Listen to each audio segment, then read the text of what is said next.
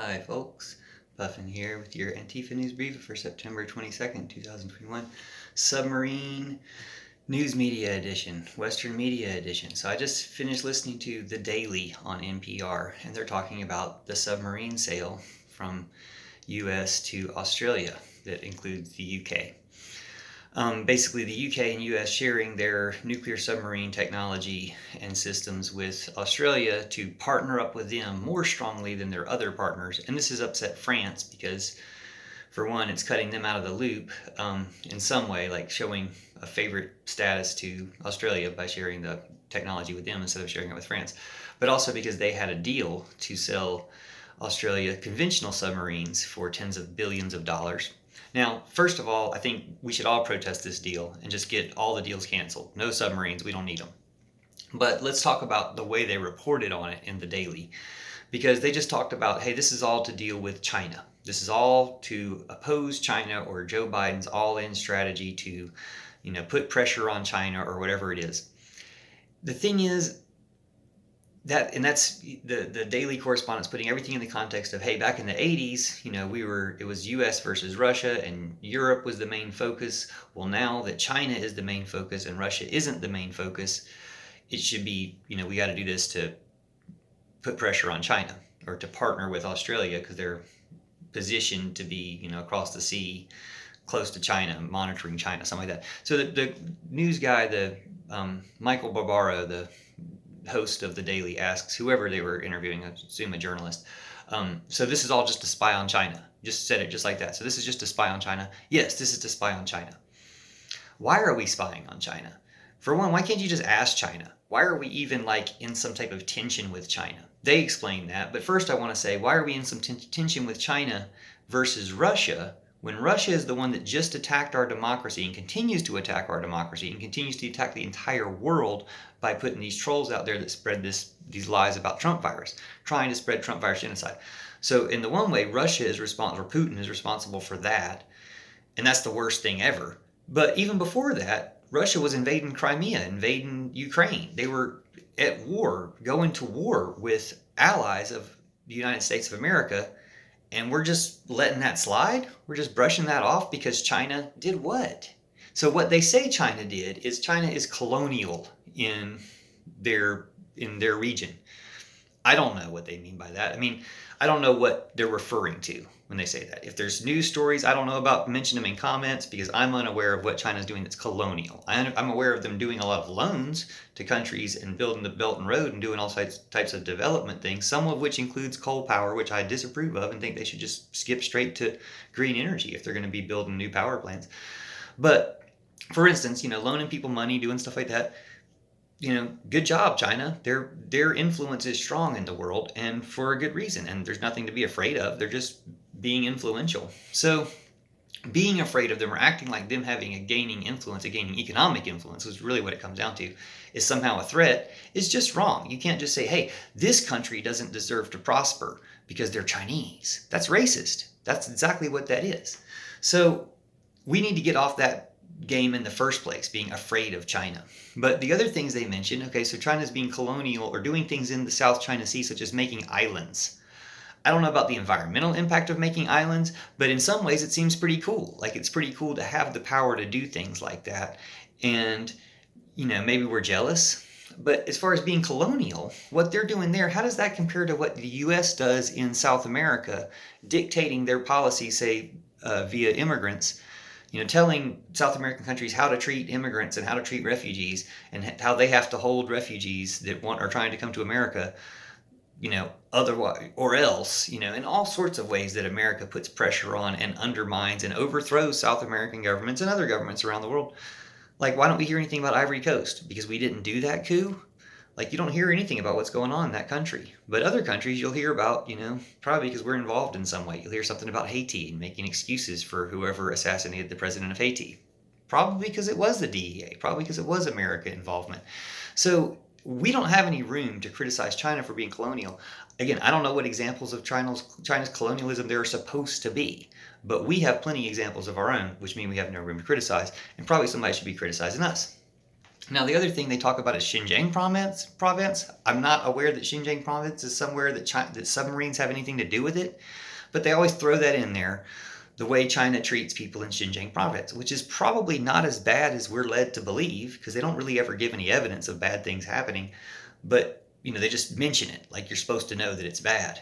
But what about Black Lives Matter in America? What about all the groups, all the minority groups in America that our government and its agents oppress actively and even murder regularly? I think it's worse in America. Just throwing it out there. Again, we don't have any room to talk. Or they talk about, the other thing they mention is the China's cracking down on Hong Kong. Well, how does cracking down on Hong Kong, whatever that means, as far as the democracy efforts in Hong Kong, as far as I'm aware, they have democracy in Hong Kong. How does that compare to Republicans cutting away voting rights in various states in America? Like, I think it's not just the pot calling the kettle black. I think we're the guilty party in projecting our guilt upon China for some reason, I guess to start some type of war, which we don't need. So again, we all need to be protesting any submarine sale, any militarism. Right now, it's kind of silly that they're like, no, you should give us tens of billions of dollars for weapons instead of giving them tens of billions of dollars for weapons. When America just spent $1.5 trillion on losing a war in Afghanistan. Submarines weren't useful for that. They lost a war in Iraq, or we lost a war in Iraq. Submarines weren't useful for that either, even though they could actually pull up alongside. It's pointless. War is obsolete. We don't need to be arguing about who gets the billions of dollars or who does any of this stuff. We need to cut it all out. And I swear if we partner with China, we'll be able to get some things done. But yeah, it's wrong and hypocritical to act like China is somehow a threat when they haven't invaded anybody, but Russia has. I don't mean we need to go to war with Russia, but acting like, whoa, Europe doesn't need to be the focus because China's the focus. What about the Ukraine? It's completely it's way too Trumpy. And even the French called it that. The French said, hey, this is something we would expect from Trump, not from Biden. And Biden, you don't need to be playing any kind of Trump game. You don't need to be playing into let's gear things up against China. We need to be partnering with China. And we can do that to produce vaccines. We can do that to solve global warming problems. We have to do it to produce vaccines. Like, we really all need to be all in, every country working together, produce vaccines, solve the Trump virus genocide, and stop the ones who keep promoting it, like the Trumpers in America and Putin, ultimately Zuckerberg, with Facebook and his fake accounts promoting Trump virus. We've all seen it. As soon as you take hold of Zuckerberg, take hold of Facebook, and take those accounts, take those files, you'll see it. But yeah, so we gotta stop that whole network. And the partnerships we form doing that will enable us to solve global warming and other issues like that. And militarism entirely. We can cut it all out. We can use submarines for exploration and all be working together. But just listening to the way they talk about it, it's like obviously trying to start some type of arms race with China and jealous over, it was fine when it was just economic, but now that China has military capabilities, well, their military capabilities aren't anything compared to America's, just because they probably would use them in a smarter way or wouldn't use them or whatever. Like, maybe we just need to cut it out. Like, American military, strongest in the world, just got beat by the Taliban, or just got chased off by the Taliban. And that was the other thing they mentioned, is that Britain apparently looked bad in the exit from Afghanistan. This correspondent journalist was saying Biden made him look bad by not letting him in on the details. I kind of thought Trump set up the details months ago, and everybody knew this was when they were leaving. But I guess maybe there were some logistical, in-the-moment things that Biden cut Boris Johnson out of. And Boris Johnson deserves to look like a jerk because he is a jerk. But if this is some idea like, hey, this is America throwing a bone to Boris Johnson to say, hey, you're with us in Australia against China. Who else is with us? That's kind of the other way they put it out, is to say, we don't, this reporter was saying that America was like, hey, France, you have to decide, is it more important for you to be worried about your military sales or to be worried about being on our team and, doing things the way we want to do them?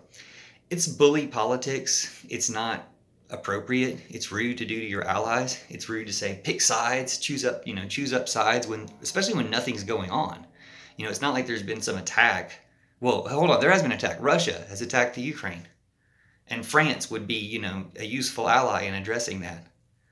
But no, we have to shift to China. That's a lie. And basically, we need to cut out all military. And even if you leave Russia as the last aggressor out there trying to take over Crimea, if everybody else in the world is moving on to this peace and harmony thing, they're going to look like such dorks. You know, it's like you can shame them. You can shame an entire country, entire culture. We can shame the world out of militarism. And it is a shame. So we should. Thanks for watching. See you soon. No submarines. We can protest submarines everywhere. Like heard a news story about them protesting that country that went to Bitcoin. 1,000 people protested. Well, you don't report when 1,000 people protest for Black Lives Matter. But we can easily get thousands of people to protest against these submarine sales in France, in America, in Australia. We can get the people to come out and do it. Can we get the coverage for it? Can we get you to say, hey, the people are against buying any more submarines. The people are against war.